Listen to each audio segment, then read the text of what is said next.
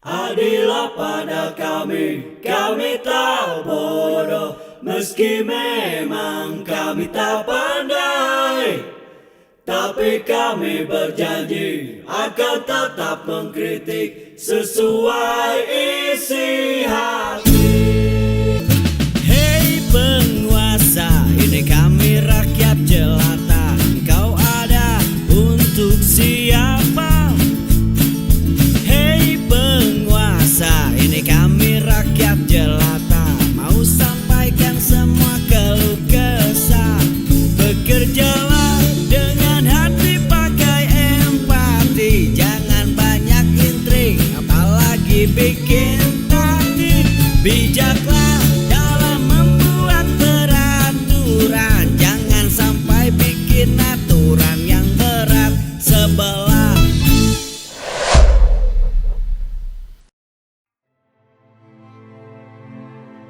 Di tengah polemik tingginya harga minyak goreng, Menteri Perdagangan Zulkifli Hasan pada Rabu 6 Juli 2022 meluncurkan produk minyak goreng curah kemasan sederhana bermerek Minyak Kita. Ia menekankan bahwa minyak kita tidak menghapus keberadaan minyak goreng curah di pasaran. Adapun target dari peluncuran minyak kita ini adalah distribusi yang merata hingga menjangkau seluruh wilayah Indonesia melalui warung-warung, minimarket maupun supermarket. Mendak menjanjikan harga minyak kita dibanderol satu harga untuk seluruh Indonesia, yakni Rp14.000 per liter. Minyak kita ini bisa menjangkau lebih luas. Kalau yang sekarang kan ada semacam pom bensinnya, ya, di mana-mana ada semacam pom bensinnya yang ditentukan. Ada warung pangan mengambil ke distributor yang pakai tank itu kan, tangki, yang tangki muatnya 1.000 kilo. Nah 1.000 kilo orang datang pakai jerigen ngisi, nanti jualan kan, dipindah lagi di plastik jualan. Dengan ini lebih mudah ya, karena sudah dikemas ya, itu bisa kemana-mana gitu, bisa masuk ke pasar manapun.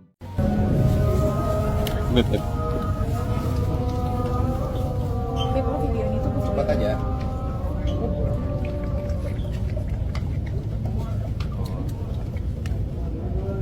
Berapa? Sampai 1.400.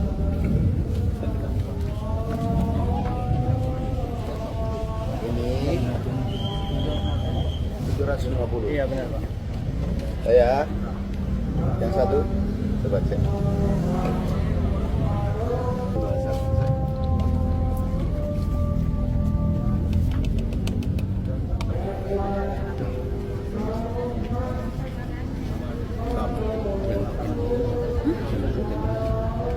Yang bener di mobil gue.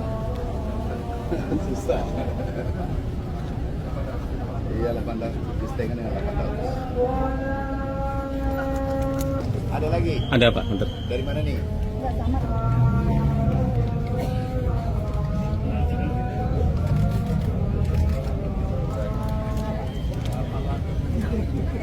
Iya 800.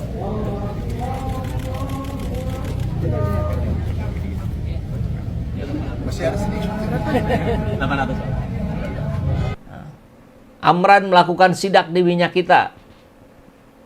Cek ya, Menteri Pertanian.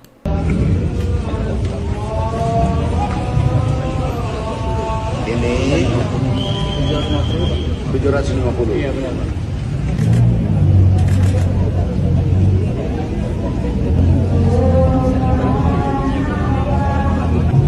Ini minyak kita. Minyak kita dijual di atas HET. HET 15.700 tapi dijual 18.000. Kemudian isinya tidak cukup 1 liter, hanya 750 sampai 800 ml. Jadi tidak cukup 1 liter. Ini kita di bulan suci Ramadan mencari pahala, sibuk mencari pahala, tapi saudara kita ini mencetak dosa di bulan suci Ramadan. Jadi kami minta ada PT-nya nih, PT Arta Eka Global Asia. Beda lagi sama yang tadi. Kami minta diproses, kalau terbukti ditutup. Kami minta diproses, bila terbukti disegel, ditutup. Nggak boleh ini merugikan rakyat Indonesia, merugikan masyarakat yang sedang melaksanakan ibadah puasa. Dan di luar ibadah puasa, ini tidak boleh terjadi. Di sini tertulis 1 liter, tetapi hanya 0,75 liter, 0,8 liter. Bila terbukti, diproses, ditindak, disegel. Pak Menteri, ini kan sudah terbukti. Perlu bukti apa lagi Pak Menteri? Waduh, gimana ini? Ini dulu proyeknya Zulkifli Hasan ya? Iya. Ya udah, ganti saja labelnya jadi 700 ml. Case close. Ya terus kerugian yang sebelumnya gimana? Yang sudah bertahun-tahun berapa triliun itu. Ini memang terjadi dari dulu. Dan tentu tidak boleh berlangsung terus-menerus.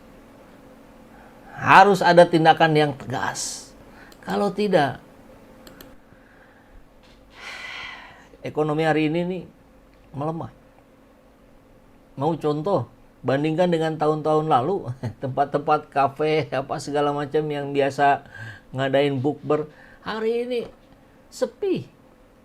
Jauh dibandingkan tahun-tahun lalu. Ini sekedar bukti nyata bahwa ekonomi ini sedang melemah. Terus ditambah dengan cara-cara yang seperti ini, cara-cara yang makin melemahkan. Apa kata dunia?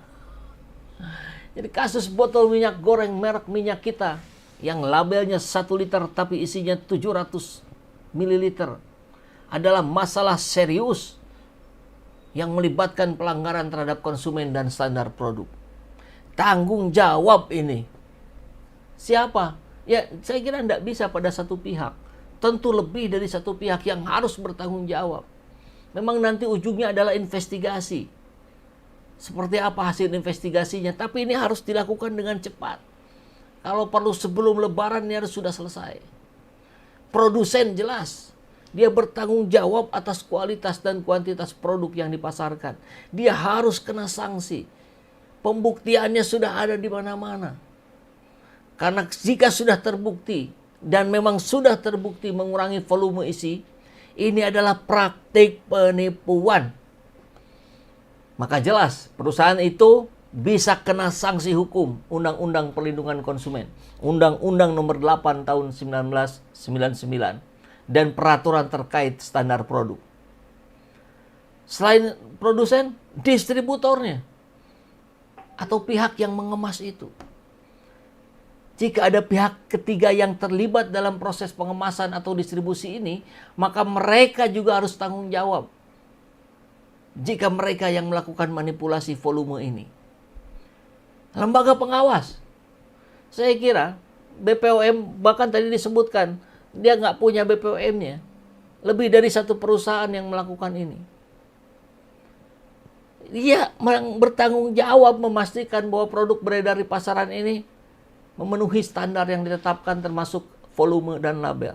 Bukan hasil investigasi dari netizen. Kenapa sih harus selalu viral dulu gitu? No viral, no justice. Apakah ini akan berlangsung terus? Jelas ada kelalaian dalam pengawasan. Lembaga ini juga harus dievaluasi. Lembaga pengawasan harus diawasi. Saya kira aparat penegak hukum, pemerintah daerah, ini juga bertanggung jawab untuk menindaklanjuti.